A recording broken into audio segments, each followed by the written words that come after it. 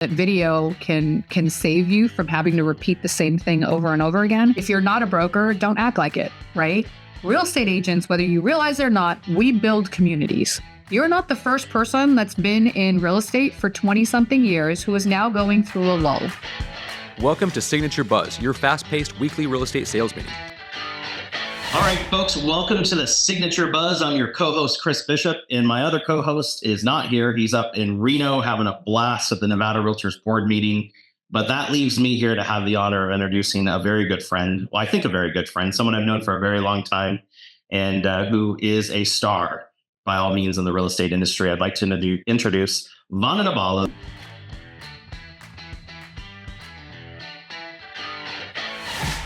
The corporate broker of Signature Real Estate Group and the most amazing realtor I know on the podcast so far. How are you, Vandana? Good, thanks. How are you doing? Pretty good. So Brandon's away, and I get to pick the talent that we get to interview. And I thought, who better than a powerhouse in real estate, someone who's carved out an amazing business. So I'm going to put you on the spot and ask you 20 questions. That sound good? That's a lot of questions, but yeah, I'm ready. Let's go. Bring it. Before I get to the first one, tell us a little bit about you. What should someone know if they've never met you? Jeez, so much. One of my favorite things, and I think Janet loves this the most, is that I do a pajama day once a week. And my pajama day is my reset. It allows me to just reset for the week and take in everything that I accomplished for the week before. So that's probably the one thing that not a lot of people, because they always think, like, if you look at my social media, I'm constantly going, constantly moving. And so that is the one thing that I do not sacrifice at all every single week. Which day? It just depends. Sometimes it's a Saturday, sometimes it's a Sunday. 2 weeks ago, I took a Tuesday. So it just depends. So I think 2 weeks ago, I took a Tuesday and a Saturday. Hey, whatever works. I think I'm going to try that and see how it works out for me. Yeah. So tell us your background before real estate. What did you do before you got your real estate license? Oh, God. I've probably had almost the equivalent of like 4 careers prior to real estate. So to give you some context, I was born in India, moved to the United States, moved to Pacific Palisades. And funny enough, nobody knew where that was until about January. Now everybody knows where the Pacific Palisades is. So I moved there when I was 8, lived there for most of my life, and as well as in Santa Monica. And I actually became a elementary school teacher right out of college. I got a master's in education from Cal State Long Beach. Taught elementary school at a downtown elementary school in Long Beach Unified School District, and I loved the kids. I hated their parents, and so I decided that wasn't the career choice for me because. And funny enough, as a parent now, I try really hard not to be those parents that I didn't love. So that should be a lesson to all of you as well. Don't be that parent that makes somebody choose a different career. The kids were great, but I decided, and I'd always, I'd watched SVU, and I loved it. I loved CSI. I loved all of those shows about crime. And I was like, I want to be a DA. And so I actually went and got a paralegal certificate at Cerritos College. And then I was a paralegal with the DA's office in Long Beach for a year. Applied for law school, took the LSAT, applied for law school, went to law school at California Western School of Law, did that for a year before I got married, followed a boy, my starter husband, to Las Vegas. And then I was here and we were looking at a piece of parcel that we wanted to purchase for commercial space. And it's the one thing I'll give him credit for in my life is he said, go get your real estate license. So I started real estate in the commercial side because we were looking at this 10-acre piece of parcel past Ann Road. And I don't know if you remember back in 2003, there was nothing past Ann Road. And so our realtor didn't really understand that. And so most people get into real estate because one, they had a horrible experience. They want to provide a better one for their potential clients or people who are looking to buy and sell. And the second reason is because they want freedom of time. Ha ha ha. And so I wanted the first because I was just like our real estate agent didn't understand it. So started in commercial, primarily in land development, and took that piece of parcel and funny enough, so the first story I will tell will be about that piece of parcel. But starting commercial, moved to residential pretty quickly. And then the high rise boom was big in 2007. So sold about 30 plus units at City Center, 20 something units over at Turnberry Towers, just became the queen of high rise. And I had 1,100 people at our wedding, and I called all of them, and I was like, I'm in real estate, come buy something. So really just sort of followed the trajectory of what was happening in the real estate market. And then in 2009, 2010, when I came out of my I just had two children slumber, which by the way, my slumber was not really a slumber, because I still worked, right? In 2007, 2008, I sold all the high rises. I decided I wanted to get into REOs. And so, funny enough, I asked one of my best friends who is now over at Chicago Title, and was like, "Hey, I want to get into REOs. I don't know what they are, but tell me what I need to do." And she's like, "Haha, that's funny. That's a joke." But I pursued it. I went after it, and I got the HUD account. So I became a local listing broker for HUD, which is the best REO account you could possibly have, and did that for 3 years. And in the interim, had taken over another real estate franchise. I actually met Brandon somewhere in between there, and then moved over to Signature. So that's kind of my story in a nutshell. I'm done. Podcast over. That was the most succinct timeline I've ever heard, and so many things in that I didn't know that we've never talked about. I've known you since 2010, I think, so about 15 years. I didn't know you were an elementary school teacher. I mean, no wonder you can deal with Brandon and I so well, because we're like kids. But I can understand the law background. It makes perfect sense to me. Every email I've ever seen you write, or any file I've seen you check, you have that mind, and so wow, makes a lot of sense. Okay, first question in here. And so this is the trajectory of the foundation you've already laid.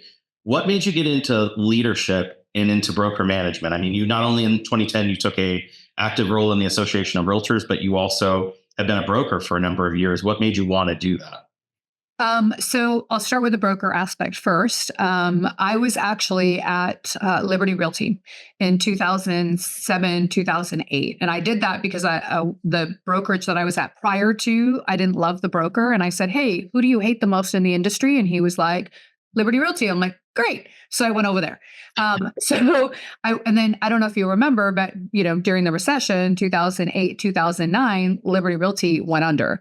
And so they sold me with the company to Century 21 Advantage Gold. And I was there for a couple of months, did several transactions, and my transactions had technology fees and marketing fees and this fee and that fee. And I was just like, I can't do this. And quite honestly, I don't remember the last time I asked for help from a broker. So I had then decided at that point that I wanted to be a broker myself, because I had gotten a broker salesperson license from the very beginning. Because of all the education I had, I was capable of it. What I didn't tell you is I actually was going to be an accountant. Imagine me as an accountant. That's how it started. But the only thing you didn't do was be a doctor. But nope, never wanted to do that. Never wanted to do that. So, because, I'm Indian. And so we're either doctors or accountants or something of that nature. And so I took accounting class, but that qualified me, because I took all the accounting class, that qualified me for the broker aspect, as well as the going to law school and having that real estate class in law school. So, so they sold me to this company, and I'm like, I don't want to do that. I had met Brandon right then. I was about maybe a month away from giving birth to my second son. And I was introduced to Brandon from a cousin of ours, and he actually sold me my Exit Realty franchise.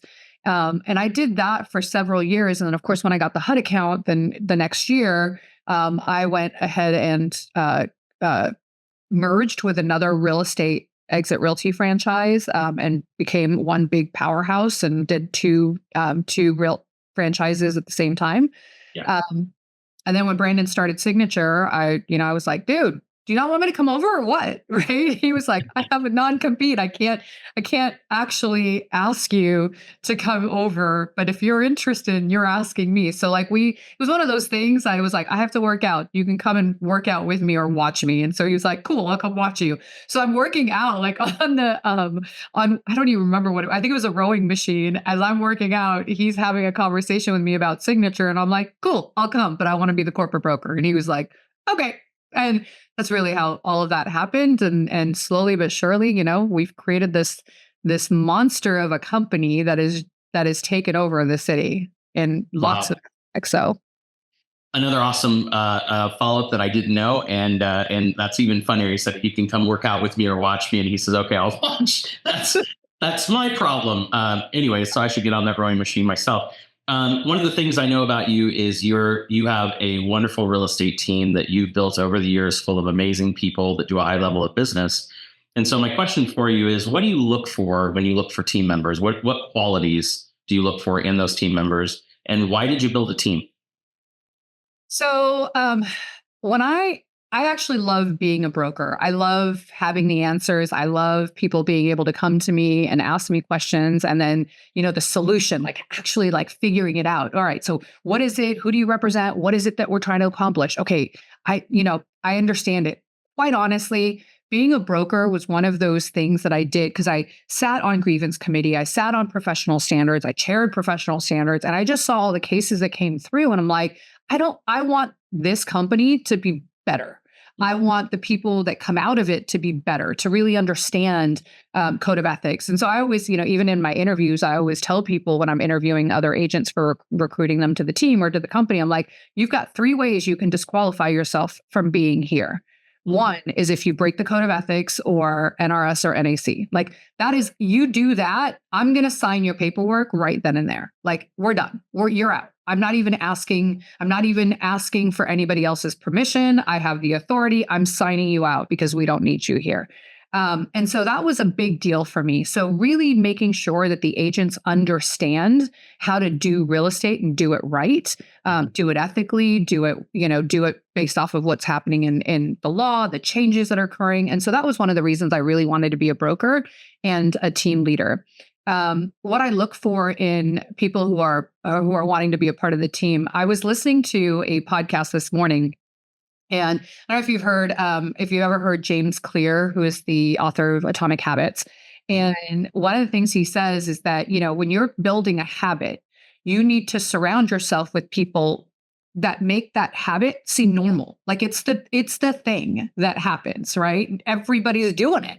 And so I think a lot of people, and so it's timely for me that I heard that podcast this morning, is that I really wanted to be that thing that people can say, I want to do that. Mm-hmm. And so that's what I look for in people who want to be a part of the team, is that they want to do what I'm already doing. You've talked about building a big team, and I had one. I had about 20 something agents, 22, 23 agents at one point on the team. And what I realized is that, sure, I'm one of the top producing teams in the company, but I'm also the top producing team with 10 agents, as long as they're good quality agents that will do the work, that don't mind doing the work, that are initiating, their own business, because I don't. If somebody calls me and says, I'm looking for a team that's going to provide me leads, I'm like, I'm not for you. I'm really not for you. I'll teach you the habits. I'll teach you the routines. I'll teach you what you need to do in order to build a good business. But I'm not going to give you leads. Do I? Yeah, but I'm not going to do it. Like, I'm not promising them, if that makes sense. It does. I like that you said that, because I'm a little leery. Like, I know Keith Lyden and I have differed on this a little bit in the past, where his point is, if you're joining a team, you're joining it for leads and services and things like that. And my point was always been, you're joining it for the training and the process, that if I can teach you how to go out and generate 50 or 60 leads on your own, and you can create a business that works for both of us, why wouldn't you want that versus being beholden to me for all of your business? And I understand both sides of it. Like, it should be the risk versus the reward. You get business when you obtain business. I get it. But let's go to the challenge side. Like, putting great people in place, dealing with high level of production. What have been the biggest challenges you've faced as a team owner that you would warn somebody about and say, hey, be cognizant of this? So what happens is in teams, because most people show up in teams, they're like, I'm going to have all they believe that I'm going to have all the answers, right?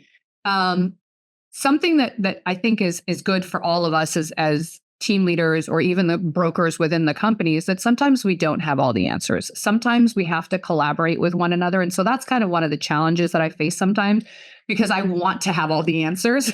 It's just who I am. I mean, I wasn't called the hammer for no reason, right? I want to have all the answers, and I want to be able to answer them for everybody that has a question. And sometimes I just don't. And that it's a slippery slope, right? Because when you believe you have all the answers, or someone asks you a question and you start answering down this path that I don't know, you don't really aren't clear about, you end up doing the thing that most you hope agents don't do, which is working outside the scope of what their license is or what their knowledge is. And so that's one of the challenges that I face, is that I'm a know-it-all and I don't know it all. It's so cool that you said it and you mentioned the hammer part, because I think my first month of working with you, I called you the hammer. And I think I actually walked into your office and I set a hammer down on your desk and you said, "What's this for?" And you still have it. That's great. This hammer, which by the way, my assistant blinged out. I love it. The reason I did that was because of your ability to seek the truth and the answer in any email or any broker position or any hearing or anything that we would go through. You were just you were amazing at going through that process. And what I think you brought collaboration up as a big deal. One of the things I love about being here is that I have you and Brandon and Tom and Keith and Janet and all of these great people to collaborate with, because you're right. Like I feel like the same thing. I get involved. I learn these things to know these answers, but there's a lot of pieces to our business. There's a lot of moving parts. And between this group that we've assembled, I mean, over, I don't know, 100 some odd years of experience, we know a lot of the answers, like in a high percentile. But I think that's the value of your involvement and all the things you've done. But good on you for that. That's great. You talked about culture a little bit and collaboration. How do you keep the culture in your team? How do you keep them motivated, excited? How do you keep them pointed towards their goals? So it's a matter of meeting as often as possible. So everybody on my team has access to me on a weekly call. They get to have a coaching call with me or a sit down in my office every single week. I do them on Mondays, and they get an hour, 45 minutes to an hour, where they tell me kind of the things that they've accomplished in the last week and what they're looking to do in the following week. And this is part of that accountability piece, right? So a lot of there are some teams that, and I've got agents on my team that have been in the business for over 20 years, and they're doing a phenomenal amount of transactions as it is. Last week, I got a call from one of the agents who's been in the business for 20 years that asked, a question, and they don't necessarily need access to me all the time or on a weekly basis, but they want to be able to have the access, which I think is important. Not to say I'm the best broker here, but I'm pretty damn good.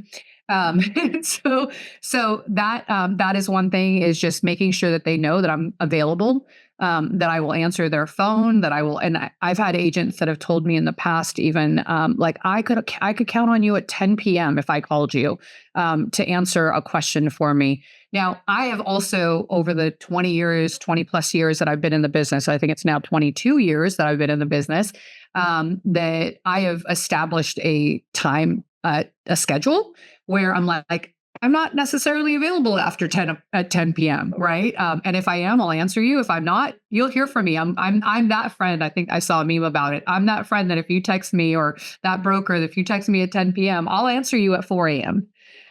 Because that's what time I wake up. So, Okay. yeah.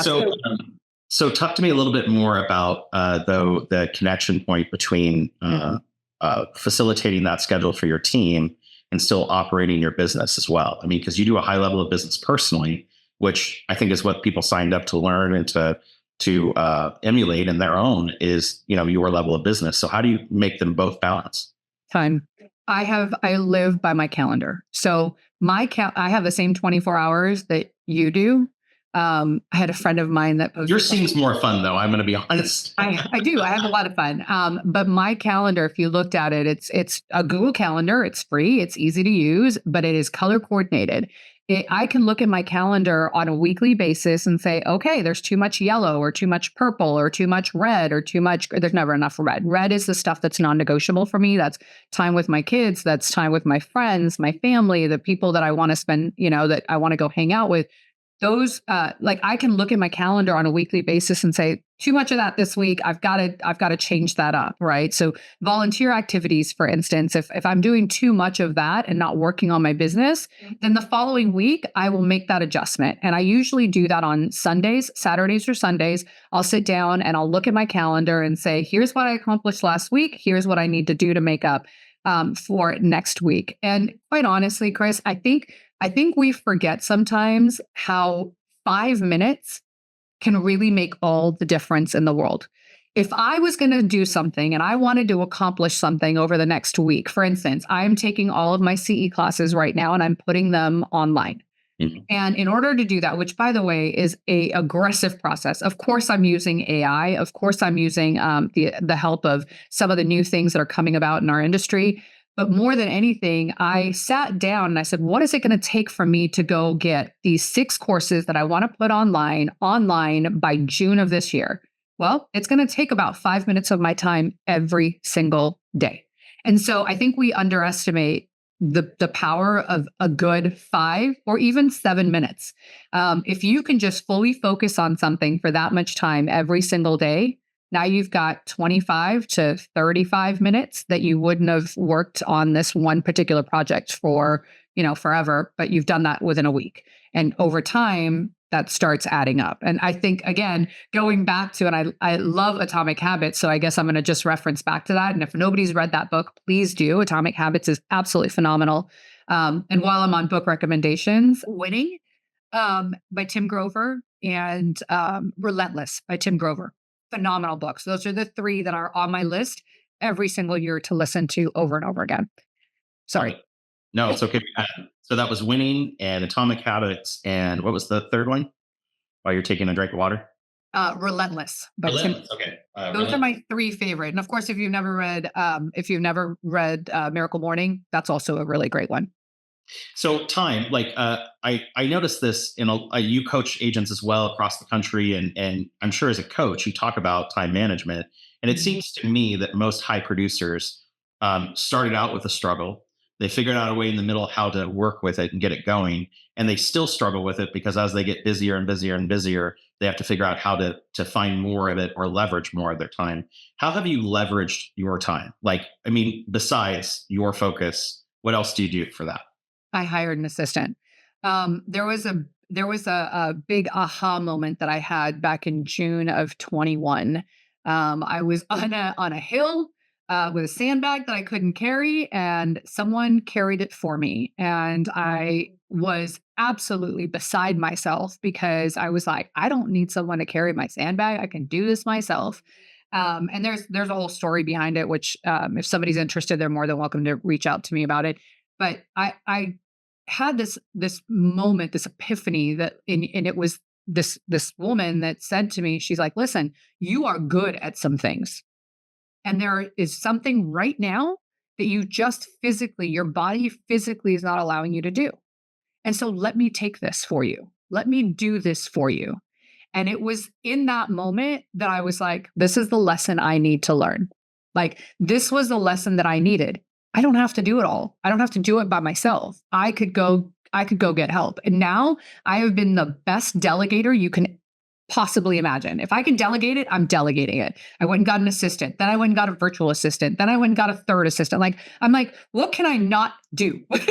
Well, who can I hand this off to? Who is the one person that can take this activity or this thing that I need to do, on for me? And then also using AI. I think AI is one of those things that if you don't embrace it, you're missing out right now. I also, in a sales meeting one time, said that video can save you from having to repeat the same thing over and over again.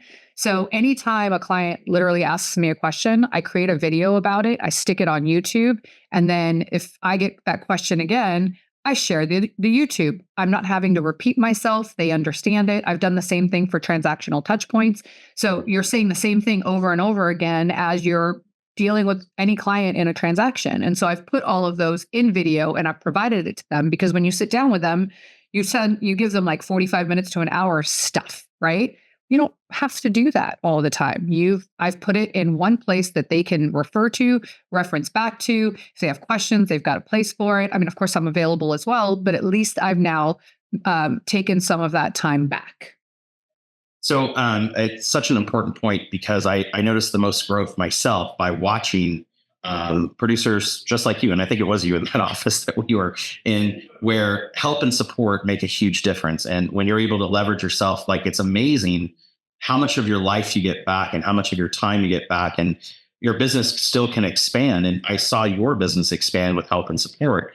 And so for your team members, what services do you think are valuable for a team owner to provide their team members that should be a no-brainer, easy thing for all the team owners that are listening to this? So it depends. There are some team members who believe, I know you're an attorney. You said it. It depends. Relax. Well, so the reason I say it depends is because there's some team leaders that believe that they're brokers. So I'm gonna sort of put that on the forefront. If you're not a broker, don't act like it, right? Allow your brokers to engage in broker-like activities so that they can be a part of that process. Because I think it's really important when team leaders pretend that they're brokers and they're not. One, they're acting outside of the scope of their license, and it's a little bit dangerous. But also knowing, I think in order to be a good team leader, you really have to understand. One, you got to be able to do the business, and you have to speak from what you know and what you do, right? There are some team leaders who say, "Hey, I'm going to help you do this," but they've never done it themselves. And so it's important that if you are teaching someone how to go build a business or to go after something that they've never gone after for the first time, that you have also done it. So as you know, I talk about all of these different paths that I've had in my career. So like I started in commercial and then very quickly switched to residential and then very quickly went into the high-rise boom. Well, I learned everything I needed to know about high rises. Everything. I mean, I knew every project. And if Brandon was on the call, he would tell you, like, anytime somebody had a question about high rises, he would just hand them off to me because I knew every high rise. I knew what they offered. I knew what their fees were. I knew what a potential client could get from the investment of that high rise, if they could invest it, if it was a good investment for, as a condo teller or not, so on and so forth. Like I understood it like the back of my hand. And so I became really good at it. And then when it was REO time, well, I started doing the things that local listing brokers did for HUD properties before they ever gave me an account. I learned that stuff prior to because I wanted to be the best local listing broker for HUD that I possibly could. And that's why they gave me so many accounts every single month. That's why I did so many transactions with them. That's why I got the account. So like, it's really important that, like, for instance, if you do want to go into the REO world, be with a broker that's done or a team leader that's actually been in the REO world because nobody's going to understand it. If you want to start, and we're starting the luxury division, and so it's called the Signature Collection, and so I just learned everything I possibly could about luxury, and I'm like, this is going to be the next thing that I want to do, so I'm going to learn everything I possibly can about luxury. And so that helped me in launching it. Now, that didn't happen overnight. It took me 5 to 7 to 10 minutes every single day to learn a little bit about it. So just things like that. Like, what is it that you're looking to accomplish? Like, set your goal, right? Every real estate agent needs to have a business goal. What does that look like for you, and how, and your why? Like, why do you need that? Is there a reason you need to make? I hear people throw out like, I need $100,000 every single year. Why? What is it going to do for you? What is that 100? I mean, would 50 be fine? No, or do you need 200 doesn't go like 50 does anymore, But again, like if you're looking to make $100,000, your team leader better be also making $100,000. Yeah. I think that you hit on a valuable point, is that there's so many ways to get there. And most people lack imagination and they lack details and creativity. And like, I see you go through these projects and literally like, there's nothing that isn't on the table accomplishable. Right. And you put it in front of you and you say, okay, here I am and there I want to be. And here's the path in the middle. And you just kind of line it out and you start the process. And so I think a lot of times with team members, It's about creating that imagination in people that may lack it because they don't know what they don't know yet, and getting them to that point and pushing them through it and getting through the issues and struggles that they have. That's a huge part of being a great broker and a great team leader. Let's switch gears for a minute because we've already talked about your amazing success and your team. We've talked about your history, your background in real estate. Let's talk about the community. Why do you take such an active role in so many community projects? It would seem to me that that would just kill your business. You have shown the opposite. It's flourishing your business. How did it happen? Why does it happen? Tell me about it. Um, Community outreach has been something that I started when I became a mom. So my eldest was born in 2007, and I started really small with, collecting eyewear. So, and we do this to this day. We've donated thousands of different glasses, and whether it's prescription glasses or sunglasses or whatever, to third world countries. And we've been doing it since 2007. And it was just as I got pregnant and I had a child, I was like, I really want to leave this world a better place than when I first got here. And I know that sounds cliche, and we all, we say it. Do we really mean it? Well, as I started engaging in community projects, it actually fills my cup. There were some things, and I started even in at LVR. Like I was on the education committee. That's how I first started, and I did education committee really because I'm a constant learner. And I wanted to learn everything I could about this business. I wanted to learn every designation, and just so you know, like I have a ton of them, right? So that's how I started. Your business card has a long line at the end that you just pull out and extend it. Yeah. So I have like maybe 18 designations or whatnot. And then this year I'm going after CCIM. So it's like I just work towards being better at this craft, this thing that I've decided to do with my life. It's the biggest commitment I've ever had, the longest commitment I've ever had with anything. So I started with LVR at Las Vegas Realtors as in the education committee. Then from there, I went to grievance. Then from there, somebody tapped me to be on the board of directors. And all of those filled my cup for that time frame because I wanted to give back. Now, as I look at how I really want to engage, we are the builders of this community. Real estate agents, whether you realize it or not, we build communities. And so to be engaged in the community is just the way that you can give back to the city that gives so much to us. And so I started small, and then one day I was at lunch and I was talking to Mike and Brandon. I was like, we need a foundation. Like we have to have, like, we're already doing all this stuff. Let's go build a foundation. And so now we have Signature Strong. And that came really out of several years ago because we were doing so much for the community as it was. I just love giving back. It's the one way it makes me feel good. So it's kind of selfish. But it also, like, even with my children, I've taught them. So for their birthdays, I don't give them gifts anymore. We go on trips, we go on experiences, and then they are required to find a nonprofit for that year that they can also give back to. So, like each year they will pick either the same or something different. It's up to them, but I want them to be engaged in the community, and I want them to give back in a meaningful way, something that is important to them. So like you said, be the change you want to see in the world, and you definitely have made an impact. And I've seen it. I mean, it's one of the things that I think endears you to everybody that knows you is that they see your involvement. And I love one of the things that you don't make it about you. You make it about the opportunity and the experience and the people it's helping. And so you said another fun fact that I want to point out to people is you said life is about the experiences, and you're creating those. Like, I don't know, every month you're going somewhere exciting, or you're doing something exciting, or you've got this life altering adventure that you put together. When did that shift in your mind? When did that start becoming a priority and changing? The experience aspect of it has been about since 2018, I want to say, where I started small and I said, okay, right now, here's what I can afford. I'm going to go on one major international vacation every year. And then it became, okay, I'm going to go on an international vacation, and then I'm going to go somewhere fun every quarter. And then I'm going to go, I really just want to experience, like I was telling somebody last week, if I could figure out how to get paid to travel, I'd do that, you know? And it was funny because 2 years ago, no, last year, I was sitting in Panama City at the Pearl Islands, Panama City, Panama. But we went to the Pearl Islands and I'm sitting on the beach and I'm laying there watching the ocean. I love kayaking. I love activities and I love, being out in the ocean and at the beach. And I'm like, how do I do this more often? Like, how can this be my life?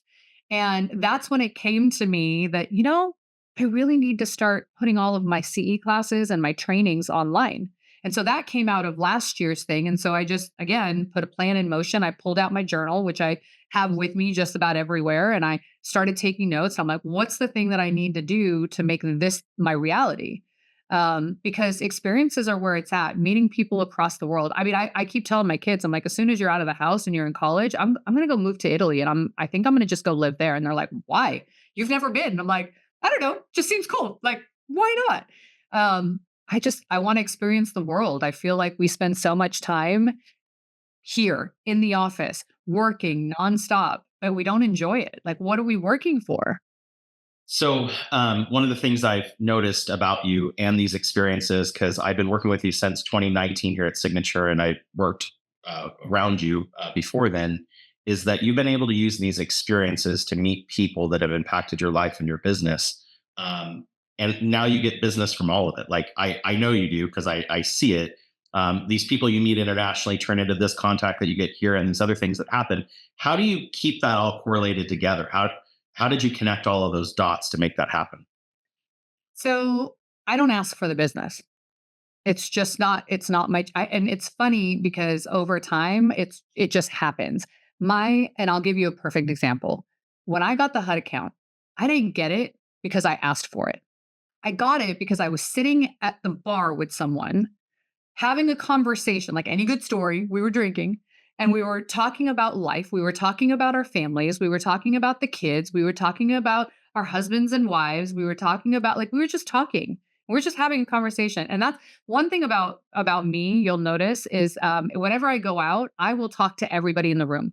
And that's just because I really want to hear people's stories. Because there's so many people that have the most amazing stories that if I just take one thing from their story, I'm like, God, I want to live a better life. And I want that. And that's really what I'm looking for is just like, what is the thing that made you who you are and brought you to where you are today? That's what I'm looking for. And it just naturally happens. I don't mean for it. I don't ask for it. It just naturally happens. And the other thing is I stay in touch. I have one of the things that I've done for, I don't know, like 15 years is I will sit down with somebody new almost weekly. Since 2017, I've upped that to two people face to face. I will do coffees or lunches or happy hours or dinners or something. I just engage with people. Now, the one thing I won't do, and so I don't know if you've noticed this, but I know Janet talks about it a lot, is that when my kids are with me, the weeks that they're with me, when they come home from school, it's all about them. That week, I don't do anything but hang out with my kids. Even if they're screaming at their playing video games in their room and I can hear them and I'm in the other room, it's fine. I'm home. That's my jam. That's what brings me joy. Listening to whatever, screaming that's going on or playing the guitar or whatever. That's my jam. The weeks that I don't have them, my calendar is full. It is sitting down with people that I've met or calling someone that I met from another country or another state or another place, just saying, hey, I was just thinking about you and I wanted to check in with you. And I think that just for me, it just happens naturally. My brother came to Vegas a few weeks ago and, he was like, yeah, I want to go do this thing. I'm like, oh, my friend, da, da, da, da, da. My friend works there. Or my friend does this, da, da, da. And he was just like, all right, cool. And then like the next day he's like, hey, there's this place that I was considering. I'm like, oh yeah, my friend owns that restaurant. And he was like, how many friends do you have that? I'm like, I don't know. I just meet people. I just talk to people. It's kind of what I do. It when you said that, it started popping in my mind about my father. My dad worked in the casino industry here, and we would walk into any place. My dad would know five people in the course of a minute in there. And when I go places with you, not only do you know people there, you know the best thing to order on the menu, and you know the best cocktail to try at the bar. I mean, and you know that show that just came out because you've already seen it before it launched. That's the benefit of relationships, right? Building this value for your business. You always know that person. How can that not be a valuable trait? for someone in sales, right?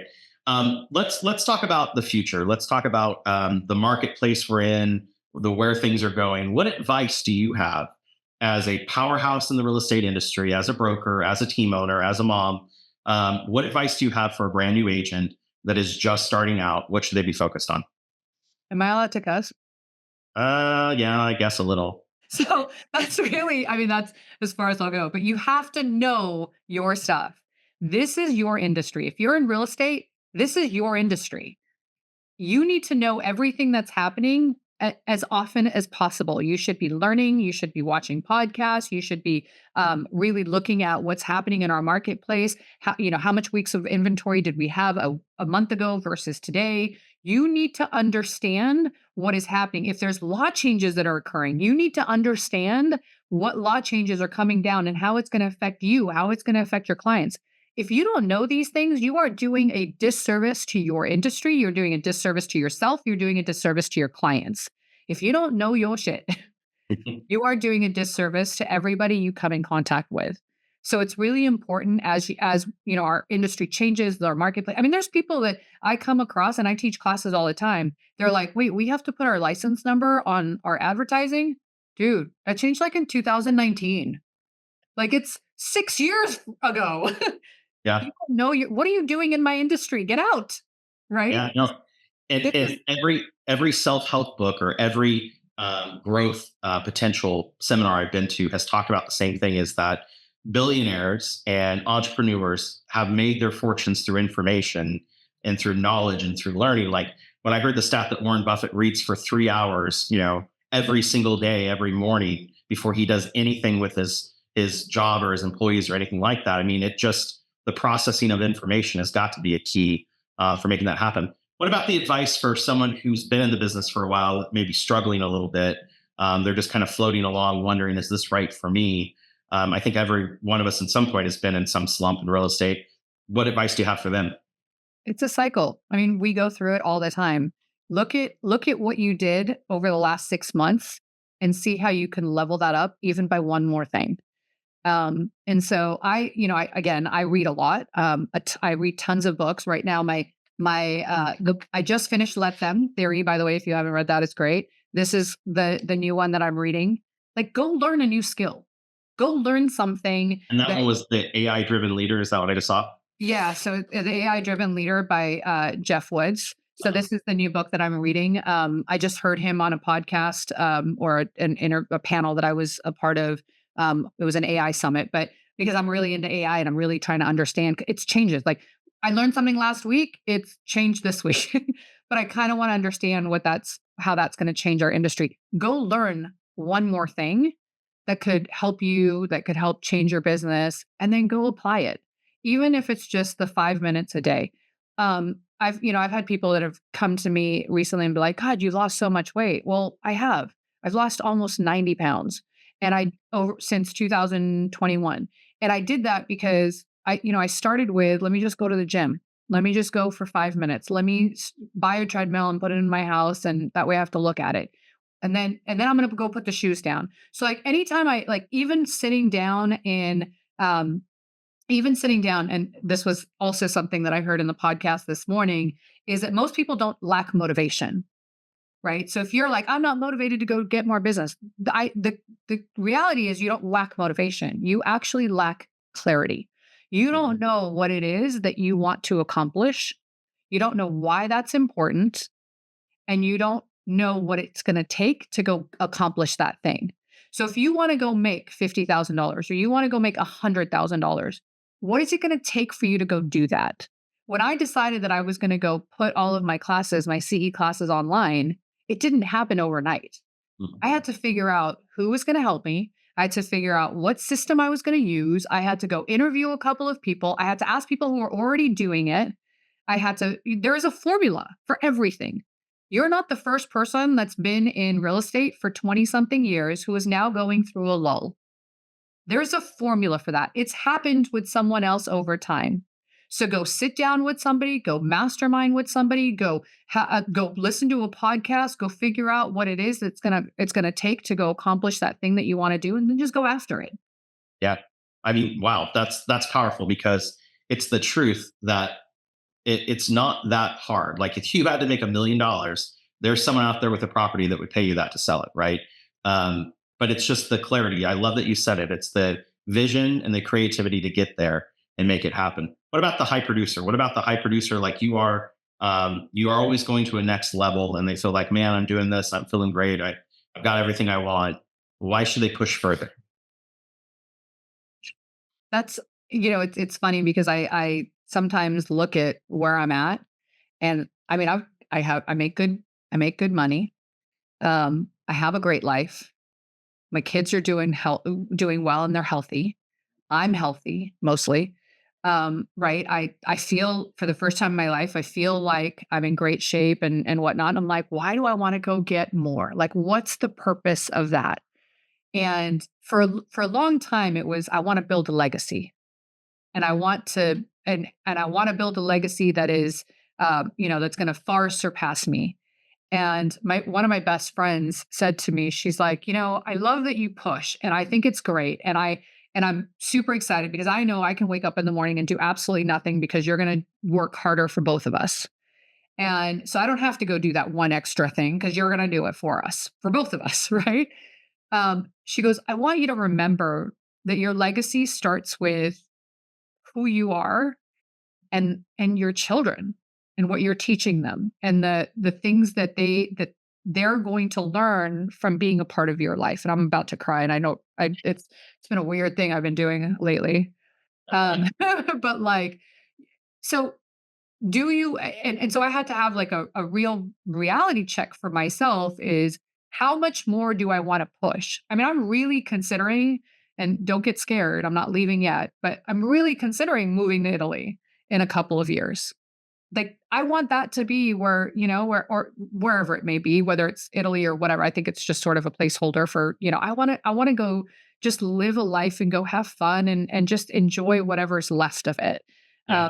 Because I have a good life. So how much you've got to figure out one, how much is enough, right? Again, it goes back to that clarity. So if you're a high producer and you want to push just a little bit more to go get why? What is that going to do for you? And if you can find the right answer and you're like, I want to go do this because I want to put more money in the bank. Okay, cool. I know that when I die, uh, I can't take it with me. But I'm sure going to try. That's my. I'm sure But going to try. what I can be content with is the legacy that I've built with my kids. And so, yes, I'm teaching them hard work. I'm teaching them that it takes one thing. I'm teaching them that 5 minutes a day is gonna make all the impact in the world. I'm teaching them, and so they get to teach that to someone else, to someone else, to someone else. And really, that's what it's about for me. I see a quality in incredible individuals like yourself that attain these huge objectives, and it's drive, grit. Like grit is a great word, in my opinion, for a producing agent that's out there to get it, because there's a lot of crap you've been through. There's a lot of struggle that you went through. There's a lot of strife that you had to overcome, and you made it happen, and you drove yourself to do it. And I think that the one thing I take away from you each time is that don't screw with Vandana. She's got the grit to make it happen, for whatever it is.